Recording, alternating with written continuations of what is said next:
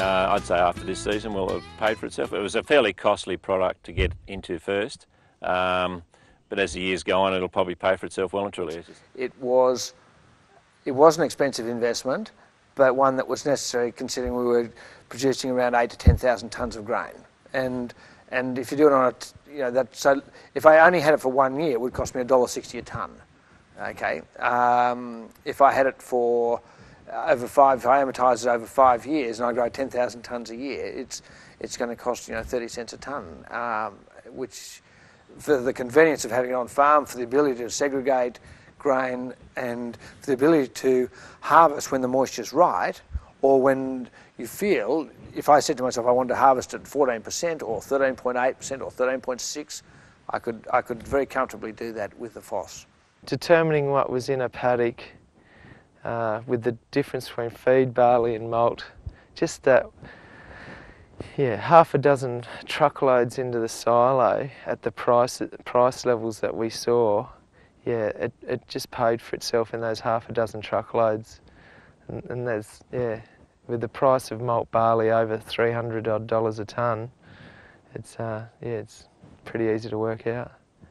The blending's been a big thing, it really has been, and that's where we reckon the machine would have paid for itself in the first 2 days, easily, because of the fact that we moved us up to Malt 1, which they were staggered, they were suspicious, they probed our loads, we couldn't believe it either, but we were probing every load on the header, and the guy on the chaser bin would be testing it while we're out getting another one, and he would, we were still in the money, and it was made harvest a little bit more pleasurable, actually. Well, you don't want to be held up with and having downtime because of grain analysis.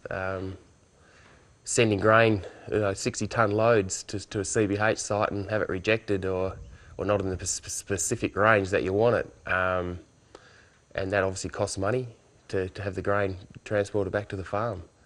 It shifted all of our barley into malt. And I think without it, maybe we might have been struggling to get 20 to 25% in as malt.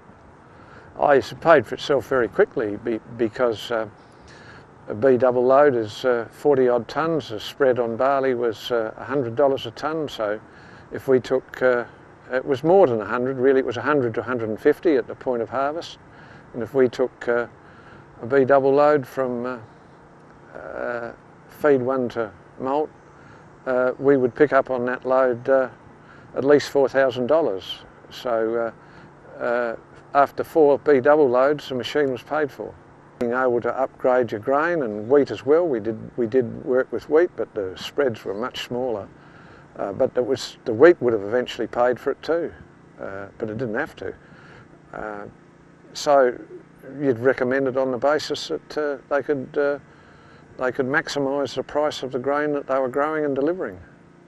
We had a contract for a pretty good sum of money, $400. I'd signed that up earlier, and if it wasn't $400 malt, it was $200 feed. So we had to clean a little bit of that seed.